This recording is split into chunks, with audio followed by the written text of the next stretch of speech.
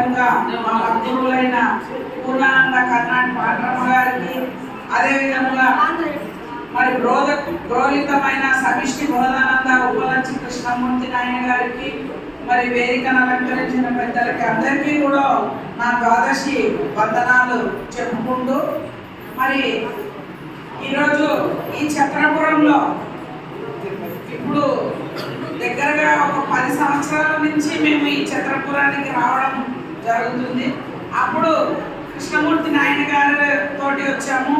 అప్పుడు రౌద్రం కృష్ణ నాయన ఉండే, సుబ్బరాయ నాయన ఉండే, అందరినీ కూడా చూసి పెద్దలు ఏ విధంగా మరి వారు ఏ విధంగా బోధ చెప్తుండే, ఏ విధంగా ఉన్నారు అన్నది కూడా వాళ్ళందరూ కూడా మనకి పెద్దలు నేర్పించి ఉన్నదే. గురు బోధలచే గుర్తెరిగి గుర్తు భాషల నరునికే వశమవుతుందంట.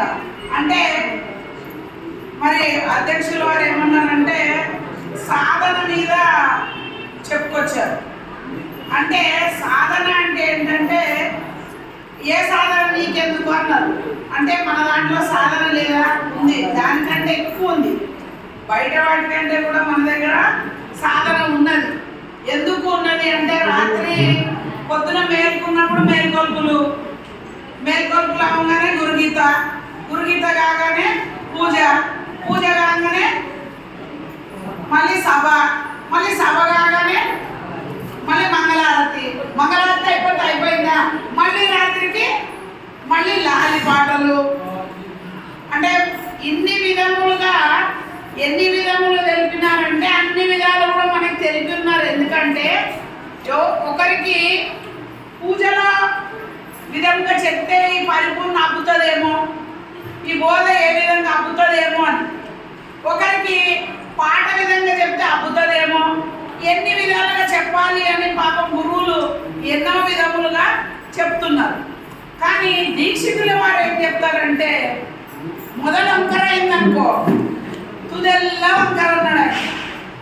ఎందుకు ఆ మాట అన్నారు అంటే మొదట ఏది వంకరైతే అది వంకరైతుంది అని ఆయన చెప్పిన మొదటి మాట. మొదలు వంకరైతే తుదెల్లా వంకరైతుంది అన్నారు. తర్వాత ఏమంటాడు, దేహంతో కూడిన ఆత్మను తెలియరాదు. ఎందుకంటే ఇది దేహంతో కూడిన ఆత్మ కాదు. ఎందుకు అంటే నువ్వు కళలో దోచిన శరీరాన్ని అంటున్నావు. కళలో దోచినవు అంటే ఏ విధంగా దోచినావు. అందుకనే కృష్ణప్రభు గారు ఏమంటారంటే ఇదిగో పరిపూర్ణము, ఇదిగో ఎరుకని చూపించలేని గురుడు ఎందుకో ఎన్నా తత్పోదని ఎందుకో ఎన్నా. ఎందుకు ఆ మాట చెప్పిండు? ఇదిగో పరిపూర్ణము, ఇదిగో ఎరుకని చూపించలేని గురుడు ఎందుకో అన్నా. అంటే ఇదిగో పరిపూర్ణం అంటే తెలిసిపోతుందా?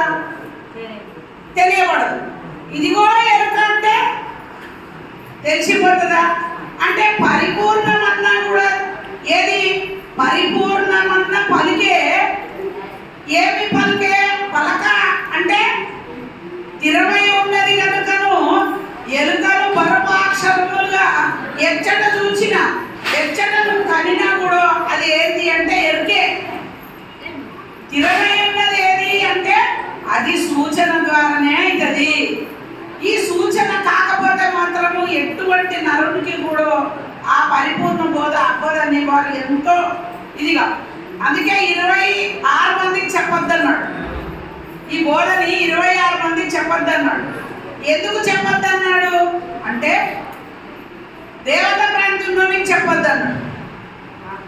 దేవత ప్రాంతి ఉన్నోళ్ళకి చెప్పొద్దు. ఇది నేను అదైతే నీ అన్నోళ్ళకి చెప్పొద్దు, వాదించేటోళ్ళకి చెప్పొద్దు, మరి ద్వైత ప్రాంతి ఉన్నోళ్ళకి చెప్పొద్దు, అద్వైత ప్రాంతి ఉన్నోళ్ళకి చెప్పొద్దు, నేను నువ్వు ఒకటే అన్నోళ్ళకి చెప్పొద్దు. మరి ఎవరికి చెప్పాలి ఇది బోధ?